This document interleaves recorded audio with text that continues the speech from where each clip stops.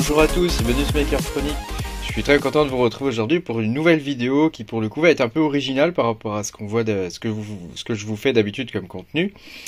Voilà, pensez à me mettre un petit pouce bleu et à vous abonner à la chaîne si vous n'êtes pas abonné. Et puis je vous rappelle que vous pouvez soutenir la chaîne en cliquant sur le bouton rejoindre sous la vidéo. Vous aurez certaines vidéos en avance. Alors cette vidéo elle va traiter de minage de crypto-monnaie hein, comme d'habitude, mais ça va être un peu différent. Vous savez qu'on peut miner sur des processeurs, hein. Vous savez qu'on peut miner aussi sur des cartes graphiques, hein. Alors ça c'est une 6700, ça c'est une 210, une Nvidia 210 GT, et ça c'est une 1080 par là-bas là. Voilà. Et puis voilà, donc a priori on se dit, bah après il reste quoi, les FPGA et les ASIC. Mais on peut miner encore sur d'autres trucs. Et j'ai ça dans mes tiroirs. Je vais vous montrer ça. Hop, voilà. On peut miner avec ce genre de choses. Et ça, c'est un Arduino. Alors celui-là, c'est un gros, hein, c'est un Arduino Mega. Mais il y a des Arduino plus petits, comme cela. Voilà, comme cela. Donc ça, c'est des Arduino plus classiques. Hein, donc c'est quand même relativement petit hein, quand on compare... par rapport à un minage CPU, hein, tu vois, c'est vachement plus petit. Hein. Et on peut miner aussi avec des ESP. Des ESP32. Et c'est ce que je vous propose aujourd'hui dans la vidéo. Sachant que miner sur des Arduino, ce serait la même chose. Hein. Voilà. L'avantage de l'ESP32, c'est que c'est un appareil qui est Wi-Fi. Wi-Fi et Bluetooth. Hein. Et comme vous voyez, c'est tout petit. C'est vraiment tout petit, alors j'en ai tout plein de ces trucs là parce que je m'en sers en robotique hein, et voilà, donc je m'amuse bien avec ces machins là, mais je pensais pas qu'on pouvait miner dessus. Et vous voyez, j'en ai de toutes sortes de genres hein. Et ça c'est un autre Arduino Mega, celui-là, mais c'est un format tout petit. En gros c'est la même carte que celle-là, mais elle est toute petite. Voilà, c'est la même puce. Et vous voyez, ça j'en ai pas mal des comme ça là. Et j'en ai 3 là, donc je vais miner sur les 3. J'en ai 4 même. Et j'en ai même un autre d'un autre genre. Attendez, je vais le retrouver. Alors ça c'est des Arduino de la marque Arduino. Hein. Ils sont Wi-Fi aussi, donc on va essayer de miner dessus aussi. Et puis j'ai ce genre de plaquette. Toc. Voilà, j'ai ce genre de plaquette où on voit que c'est une plaquette qui sert juste à programmer la puce en fait. Et ouais, je vais arriver à faire la mise au point et la puce elle est minuscule. Ah, c'est celle-là. Ah, je vais arriver à faire. Il va faire la mise au point ou pas? Oui, si, il va la faire. Vous voyez, c'est vraiment tout petit. Hein, c'est vraiment tout petit et donc c'est cette puce-là qu'on retrouve sur ces trucs-là. Voilà, c'est comme d'avoir le processeur quoi. Voilà. Et donc bah, on va miner là-dessus hein. Pour vous spoiler un peu le truc. Voilà, je vous fais voir mon bureau hein. Ça c'est le micro avec lequel je m'enregistre. Et vous voyez, j'en ai un de branché à mon PC. Et il est en train de miner actuellement. Alors je vais vous montrer ça sur... Voilà, là vous voyez, là en haut c'est le code. Et en bas, bah, on le voit, il est en train de miner. Hein. Voilà.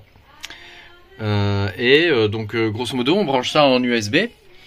Et dans mon garage, j'ai un Raspberry Pi 400 que j'ai acheté pour installer un node. Mais je vais aussi brancher mes petits, ces petits machins-là pour miner dessus. Hein. Voilà. Alors, aucune idée de combien ça vaut. Hein. Le coin, c'est le Duino Coin. En référence à Arduino. Hein. Y a des exchanges, y a un environnement complet, c'est hallucinant.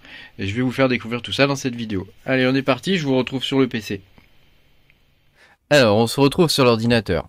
Donc, qu'est-ce que c'est que le Duino Coin? Eh ben, c'est un truc qui est complètement à contre-pied du reste. Alors, évidemment, c'est une crypto qui a but didactique. Hein. C'est-à-dire que c'est pas un truc sur lequel vous allez pouvoir capitaliser à mort, en miner 50 000, voilà.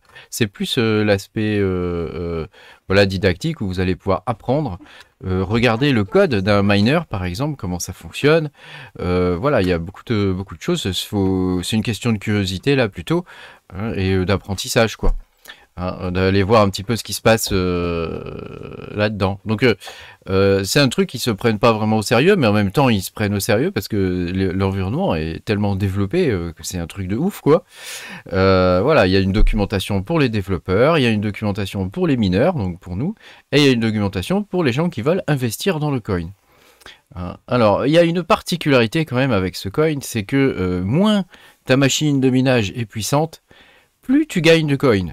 Donc c'est quand même complètement à contre-pied de ce qu'on peut voir par exemple avec le Bitcoin, où plus ta machine est puissante et plus tu gagnes de coins. C'est ce qui paraît le plus logique.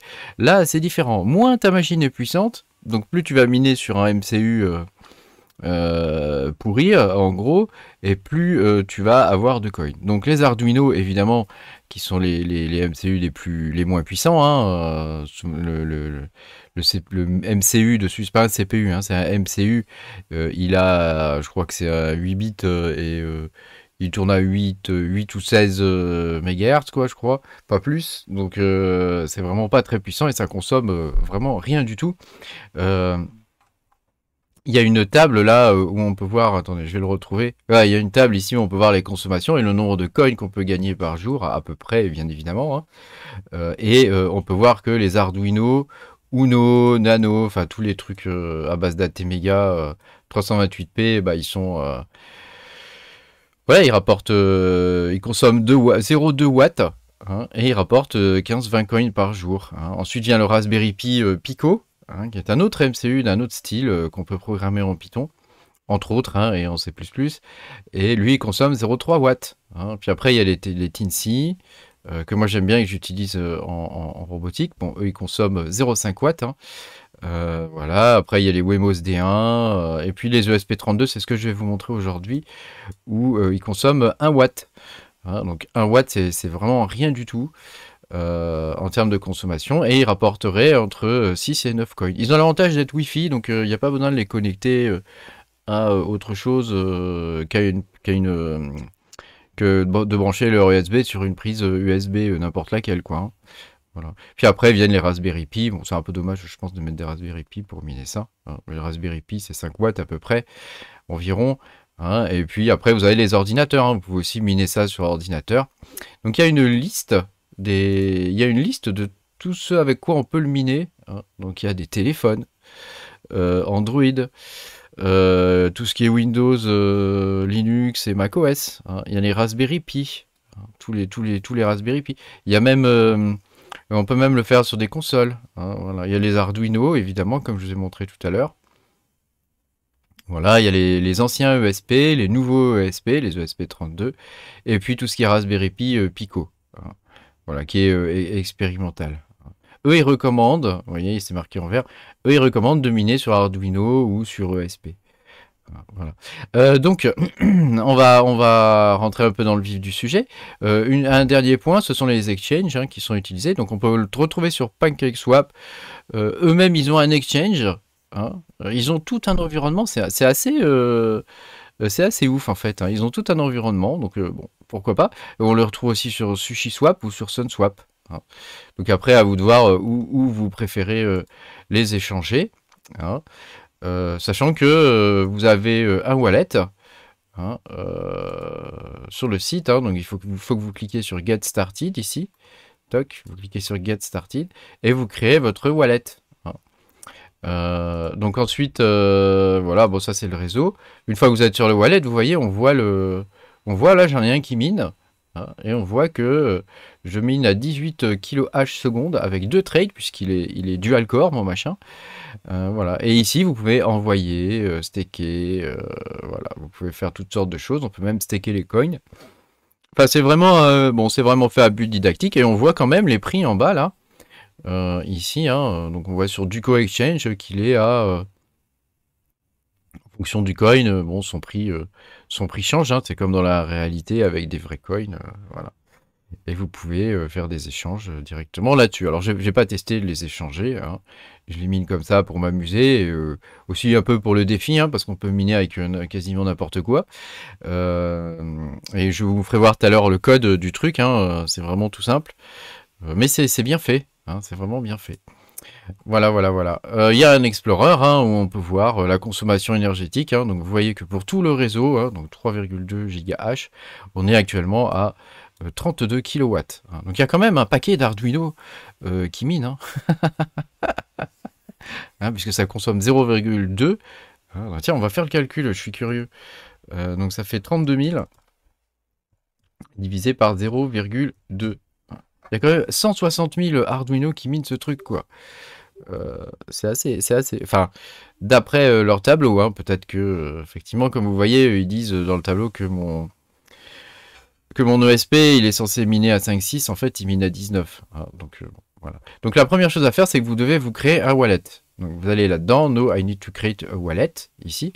Hein, vous créez un username, etc. Vous suivez la procédure et il vous amènera donc sur le wallet ici. Hein. Ici, vous pourrez gérer vos miners. Hein. Une fois que vous avez fait ça, vous allez dans Get Started, ici, vous choisissez le périphérique que vous voulez. Donc moi je l'ai fait pour ESP32, donc vous faites Select ici, vous cliquez dessus, et ils vont vous donner la liste de tous les éléments à faire. Hein. Donc c'est pas très compliqué, c'est simple en fait, hein, c'est assez didactique.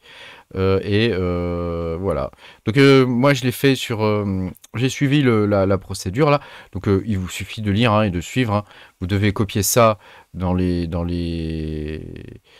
additional boards là, ici. Donc quand vous ouvrez Arduino IDE, donc ça c'est la version 2. Hein. Vous allez dans Tools. Ensuite vous allez dans Board. Alors c'est où? Ici, Board. Et vous faites Board Manager. Hein. Et donc là, vous devez choisir après les ESP32. Hein. Donc il vous détaille grosso modo tout ce qu'il faut faire. Hein. Voilà. Il vous faut ajouter ça à la ligne au départ, hein, dans les préférences, au tout début. Hein, donc vous allez dans File, Préférences, ici. Hein, et puis vous ajoutez la ligne pour avoir la prise en charge des ESP32. Hein. C'est la même chose que pour la version 1 de Arduino, hein, pour ceux qui connaissent. Voilà. Alors par contre, ils vous disent de bien utiliser la version 2.0.1 puisque votre miner sera plus puissant avec. Et moi, je ne l'ai pas fait. Et en fait, je me rends compte que j'ai plus de hash, quoi.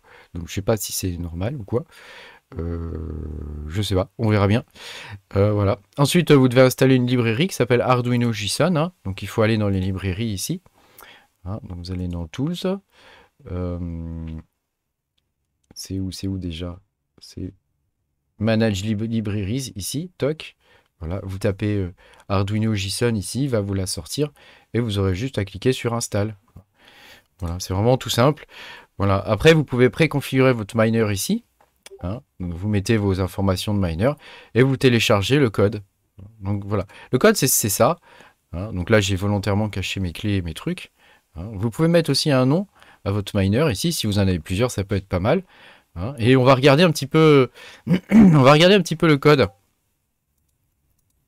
Parce que ça peut être pas mal. Hein. Ça peut être pas mal de voir le code, de voir un peu ce qu'il y a dedans. Voilà. Donc il y a beaucoup de blabla sur ESP32. Il y a beaucoup de blabla, vous voyez. Et on peut même prendre la main à distance sur le truc via un site web. Il y a un truc qui est notable quand même, c'est qu'il y a des poules. Hein. Vous n'avez pas à régler les poules. C'est entièrement automatique. Il va aller les chercher et puis il va prendre la meilleure poule. Voilà. Ensuite, bon, qu'est-ce qu'on a d'autre? Il y a la partie gestion du Wi-Fi hein, qui prend pas mal de place. Donc là, on est dedans, hein, dans tout ce qui est fonction de communication. À noter qu'il gère le MQTT. Hein, il passe par MQTT. Ici, ça sert à afficher, cette partie-là sert à afficher le dashboard. Ici, c'est pour se reconnecter en Wi-Fi. Hein. Bon, il suffit de lire, hein, c'est écrit chaque fois tout ce que ça fait. Et on arrive à la dernière partie, l'avant-dernière, pardon, qui est le miner code. Voilà. Et donc c'est ici qu'on va pouvoir comprendre comment fonctionne le mining avec cet algorithme. Hein. Et donc il suffit de descendre. Voilà. En gros, c'est du SHA un peu bidouillé. On va retrouver la ligne où ça se fait. Hein. Tout le reste, c'est des histoires de connexion, de vérification, des choses comme ça. Donc c'est pas très intéressant. À noter que sur certains MCU, on peut, il gère la température. Hein, donc il peut lire vous pouvez lire la température et l'humidité de la pièce. Hein. Donc ça peut être pas mal, ça fait thermomètre en même temps. Hein. Hein, il fait peut-être pas le café, mais bon, ça peut être pas mal. Il vous faut une sonde DHT. Hein, c'est une sonde numérique. Voilà. Donc là, on regarde si le truc est si on peut lancer un job ici. Hein, et puis, si on peut lancer un job, vous voyez, si on peut pas, il éteint la LED. Et si on peut, il l'allume. Donc vous verrez, chez moi, la LED est tout le temps allumée. Hein, donc ça veut dire que le truc, il tourne à bloc. Hein. Là, il y a des histoires de conversion. Voilà, on peut continuer. Voilà, voilà. Et là, il calcule le temps de minage. Et le mining est là. Voilà, c'est la ligne 719 ici. On voit que c'est là qu'il fait le calcul. Hein, donc il y a une fonction qui s'appelle ESP underscore SHA. Hein, et c'est là qu'il fait le calcul. Voilà. Donc vous voyez, rien de bien complexe. Hein. Et quand vous avez fini votre code, vous branchez votre Arduino, vous cliquez sur la petite flèche ici, et ça va l'envoyer directement dessus. Voilà, c'est pas très compliqué en fait, hein, et je trouve que c'est assez didactique, ça permet de lire le code et de voir un peu tout ce qu'il y a dedans, comment ça marche, la gestion des trades aussi, ce genre de trucs. Voilà, bon après c'est une question de curiosité aussi, de voir un peu comment tout ça peut fonctionner quoi, sur des systèmes aussi simples. Hein, voilà. À noter que si vous voulez le voir au niveau de du serial, ici il vous faudra mettre, ça m'a surpris ça, il vous faut mettre 500 000 bauds. Voilà. Je vais le brancher à mon ordi. Et puis comme ça, je vais vous montrer ça. Donc vous voyez, là, je viens de brancher mon ESP. Hein, et une fois qu'on a branché l'ESP, il vous faut lancer Computer Management Tool. Voilà, gestion de l'ordinateur, hein, ce truc-là. Vous allez dans le gestionnaire de périphérique ici. Et nous, ce qu'on veut savoir, c'est le port COM auquel il est attaché. Donc vous allez dans port COM, ici, et on peut voir que nous, il est sur le COM3. Voilà, donc on va y aller. Maintenant qu'on sait qu'il est sur le COM3. Alors, vous êtes là-dedans, vous choisissez donc votre board. Hein, il vous met qu'elle est sur le COM3 ici, vous la choisissez. Hein. Vous pouvez valider le code avant, hein, pour vérifier qu'il n'y a pas d'erreur. Et puis après, vous cliquez sur envoyer. Hein. Donc moi, je vais pas le faire là, parce que j'ai déjà le truc avec les bons... hein. Donc je vais ouvrir par contre le Serial Monitor, ici. Et on va le connecter. Hein. Toc. Ah voilà, ça y est. Tu vois, voilà. Là, il est connecté, donc je regarde en direct ce qui se passe sur mon mini. C'est pas vraiment des process, c'est entre les deux. Hein, c'est entre les deux. Ah bah attends, il a fini de. Hop. Voilà, c'est entre les deux. C'est pas vraiment des processeurs, les MCU, c'est un peu ce qui existait avant. Hein, mais c'est encore énormément utilisé un peu partout, hein, puisque ce sont des puces qu'on peut programmer pour faire toutes sortes de choses. Ça gère plus des parties matérielles et ce genre de trucs. Et donc là, vous voyez, ça y est, ça mine. Hein, donc je suis à peu près à 9,45 kHz seconde. Hein, donc c'est pas mal. Hein. Et comme vous voyez, c'est un dual core. Hein. Donc pour le coup, je suis à 2 fois 9 kHz seconde. Je suis à 18 kHz seconde. Hein, donc c'est pas mal du tout. Et l'avantage, c'est qu'il est connecté en Wi-Fi. Hein, donc là, de voir via le serial monitor, ça permet de voir un peu ce qui se passe. Mais quand il est connecté en Wi-Fi, il se connecte tout seul, il fait ça live, quoi, le truc, quoi. Donc c'est quand même vachement sympa. T'as juste à le brancher sur un port USB et ça mine, quoi. Et ça consomme 1 watt. Donc comme j'en ai 4, je vais en brancher 4, ça va consommer 4 watts. Et ça va miner ce machin. Voilà.